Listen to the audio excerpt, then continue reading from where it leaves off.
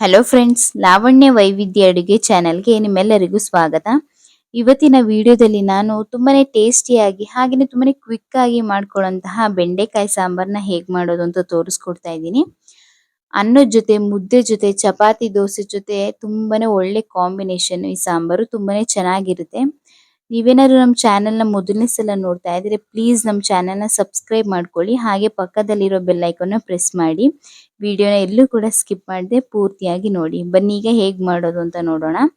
ನಾನಿಲ್ಲಿ ಒಂದು ಅರ್ಧ ಕೆಜಿಯಷ್ಟು ಬೆಂಡೆಕಾಯಿನ ತಗೊಂಡಿದ್ದೀನಿ. ಇದನ್ನ ನೀಟಾಗಿ ತೊಳೆದು ನೀರನ್ನೆಲ್ಲ ಆರಿಸಿ ಈ ಸೈಜಲ್ಲಿ ನಾನು ಕಟ್ ಮಾಡಿ ಇಟ್ಕೊಂಡಿದ್ದೀನಿ.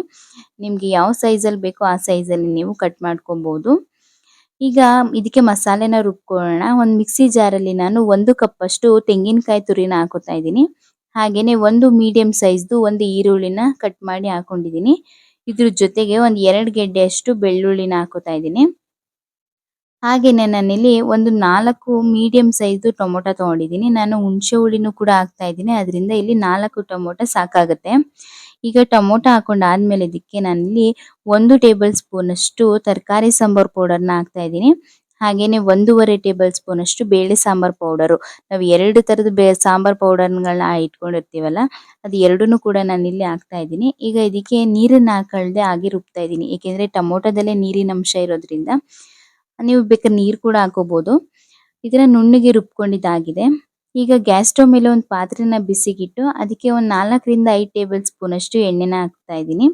ನಾವು ಎಣ್ಣೆ ಸ್ವಲ್ಪ ಜಾಸ್ತಿನೇ ಹಾಕೋಬೇಕು ಈ ಸಾಂಬಾರ್ಗೆ, ಆಗ ಲೋಳೆ ಅಂಶ ಕಡಿಮೆ ಆಗುತ್ತೆ.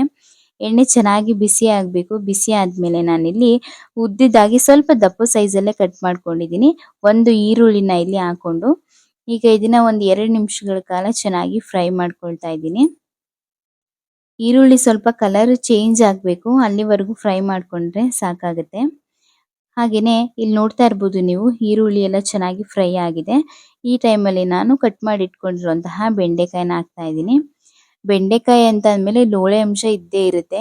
ಅದನ್ನ ತುಂಬಾನೇ ಜಾಸ್ತಿ ಬರ್ದಿರೋ ರೀತಿ ನಾವು ಮಾಡ್ಕೋಬಹುದು. ನೀರಿನ ಅಂಶ ಎಲ್ಲಾನು ಫುಲ್ಲು ಕಡಿಮೆ ಆಗೋ ರೀತಿ ಅದನ್ನ ಆರಿಸ್ಬೇಕು ನೀರನ್ನ. ಅದಾದ್ಮೇಲೆ ನೀವು ಬೆಂಡೆಕಾಯಿನ ಕಟ್ ಮಾಡಿ ಯೂಸ್ ಮಾಡೋದ್ರಿಂದ ಲೋಳೆ ಅಂಶ ಆಲ್ಮೋಸ್ಟ್ ಒಂದು 3/4% ಕಡಿಮೆ ಆಗ್ಬಿಡುತ್ತೆ. ಈಗ ನೋಡ್ತಾ ಇರ್ಬೋದು, ಇದನ್ನ ಒಂದು 5ರಿಂದ 10 ನಿಮಿಷಗಳ ಕಾಲ ಚೆನ್ನಾಗಿ ಫ್ರೈ ಮಾಡ್ತಾ ಇರಬೇಕು. ಲೋಳೆ ಅಂಶ ಏನಾದ್ರೂ ಇರುತ್ತಲ್ಲ, ಅದು ಸ್ವಲ್ಪ ಎಲ್ಲ ಕಡಿಮೆ ಆಗಬೇಕು. ಅದರಿಂದ ಫ್ರೈ ಮಾಡ್ತಾ ಇರಬೇಕು. ಅದು ಜಾಸ್ತಿ ಕಪ್ಪುಗಾಗೋವರೆಗೂ ಫ್ರೈ ಮಾಡಬಾರ್ದು. ಈಗ ನೋಡ್ತಾ ಇರ್ಬೋದು ನೀವು, ಲೋಳೆ ಅಂಶ ಅಷ್ಟು ಕಾಣಿಸ್ತಾ ಇಲ್ಲ, ಯಾಕೆಂದ್ರೆ ನಾನು ನೀರಿನ ಅಂಶನ ಆರಿಸಿ ಇಲ್ಲಿ ಕಟ್ ಮಾಡಿ ಇಟ್ಟಿರೋದ್ರಿಂದ. ಈಗ ಇದು ಚೆನ್ನಾಗಿ ಫ್ರೈ ಆಗಿದೆ. ಈ ಟೈಮಲ್ಲಿ ನಾನು ಇದಕ್ಕೆ ಒಂದು ಅರ್ಧ ಕಪ್ ಅಷ್ಟು ಹುಣಸೆ ಹಣ್ಣಿನ ರಸನ ಹಾಕೋತಾ ಇದ್ದೀನಿ. ನಾನಿಲ್ಲಿ ಒಂದು ನಿಂಬೆಹಣ್ಣು ಗಾತ್ರದಷ್ಟು ಹುಣಸೆ ಹಣ್ಣನ್ನ ನೆನೆ ಹಾಕಿಟ್ಟಿರುವಂತಹ ನೀರು ಇದು. ಹುಣಸೆ ಹಣ್ಣಿನ ರಸನ ಹಾಕೊಂಡಾದ್ಮೇಲೆ ಇದನ್ನ ಜಾಸ್ತಿ ಟೈಮ್ ಫ್ರೈ ಮಾಡ್ಕೊಳ್ಳೋಂಥ ಅವಶ್ಯಕತೆ ಇಲ್ಲ. ಒಂದು 2ರಿಂದ 3 ನಿಮಿಷಗಳ ಕಾಲ ಫ್ರೈ ಮಾಡ್ಕೊಂಡ್ರೆ ಸಾಕು. ಇಲ್ಲ ಅಂತಂದ್ರೆ ಬೆಂಡೆಕಾಯಿನೇ ಹುಳಿ ಹೊಡಿಯೋ ತರ ಆಗ್ಬಿಡುತ್ತೆ. ಈಗ ಇದು ಚೆನ್ನಾಗಿ ಫ್ರೈ ಆಗಿದೆ. ಈಗ ಇದಕ್ಕೆ ನಾನು ರುಬ್ಬಿಟ್ಕೊಂಡಿರುವಂತಹ ಮಿಶ್ರಣನ ಹಾಕ್ತಾ ಇದ್ದೀನಿ. ನಾವು ರುಬ್ಬಿರೋ ಮಸಾಲೆನ ಜಾಸ್ತಿ ಉರಿಬೇಕು ಅನ್ನೋದೇನಿಲ್ಲ, ಇದು ಉರಿಯೋ ಅವಶ್ಯಕತೆನೇ ಇಲ್ಲ.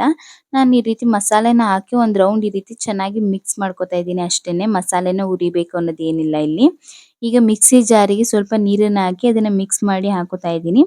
ಹಾಗೇನೆ ನಿಮ್ಗೆ ಎಷ್ಟು ನೀರಿನ ಕ್ವಾಂಟಿಟಿ ಬೇಕಾಗುತ್ತೆ, ತುಂಬಾ ತೆಳು ಬೇಕು ಅಥವಾ ಗಟ್ಟಿ ಬೇಕು ಅನ್ನೋದನ್ನ ನೋಡ್ಕೊಂಡು ನೀವು ನೀರನ್ನ ಹಾಕೊಳ್ಳಿ. ಈ ಆಲ್ಮೋಸ್ಟ್ ಈ ಸಾಂಬಾರು ಸ್ವಲ್ಪ ಗಟ್ಟಿಯಾಗಿದ್ರೇನೆ ಟೇಸ್ಟಿ ಆಗಿರುತ್ತೆ. ತುಂಬಾ ತೆಳು ಆದ್ರೆ ಚೆನ್ನಾಗಿರಲ್ಲ.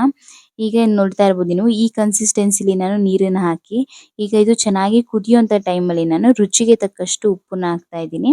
ನಾನು ತುಂಬಾನೇ ನೀರನ್ನು ಕೂಡ ಹಾಕೊಳ್ತಾ ಇಲ್ಲ, ಮೀಡಿಯಂ ಥಿಕ್ನೆಸ್ ಇದೆ ಸಾಂಬಾರು. ಈಗ ನೋಡ್ತಾ ಇರ್ಬೋದು ನೀವು. ಈಗ ಇದನ್ನ ಚೆನ್ನಾಗಿ ಕುದಿಸ್ಕೋಬೇಕು. ಈಗ ನೋಡ್ತಾ ಇರ್ಬೋದು, ಬೆಂಡೆಕಾಯಿ ಎಲ್ಲ ಚೆನ್ನಾಗಿ ಬೆಂದಿದೆ. ತುಂಬಾನೇ ಈಸಿಯಾಗಿ ಮಾಡ್ಕೋಬಹುದು, ಹಾಗೇನೆ ಕ್ವಿಕ್ ಆಗಿ ಕೂಡ ಆಗುತ್ತೆ.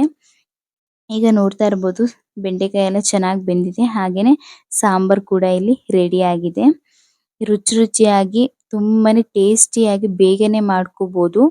ಅನ್ನದ ಜೊತೆ, ಮುದ್ದೆ ಜೊತೆ, ಚಪಾತಿ ದೋಸೆಗಂತೂ ತುಂಬಾನೇ ಚೆನ್ನಾಗಿರುತ್ತೆ. ನೀವು ಕೂಡ ಒಂದ್ಸಲ ಈ ವಿಧಾನದಲ್ಲಿ ಮನೆಯಲ್ಲಿ ಟ್ರೈ ಮಾಡಿ ಹೇಗ್ ಬಂತು ಅಂತ ಕಮೆಂಟ್ ಅಲ್ಲಿ ತಿಳಿಸಿ. ಹಾಗೇನೆ ಈ ವಿಡಿಯೋ ನಿಮ್ಗೆ ಇಷ್ಟ ಆಗಿದ್ರೆ ಪ್ಲೀಸ್ ಈ ವಿಡಿಯೋನ ಲೈಕ್ ಮಾಡಿ, ಶೇರ್ ಮಾಡಿ, ಹಾಗೆ ಕಮೆಂಟ್ ಮಾಡಿ. ನೀವು ಇನ್ನೂ ನಮ್ಮ ಚಾನೆಲ್ನ ಸಬ್ಸ್ಕ್ರೈಬ್ ಆಗಿಲ್ಲ ಅಂದ್ರೆ ಪ್ಲೀಸ್ ನಮ್ಮ ಚಾನೆಲ್ನ ಸಬ್ಸ್ಕ್ರೈಬ್ ಮಾಡ್ಕೊಳ್ಳಿ. Thank you.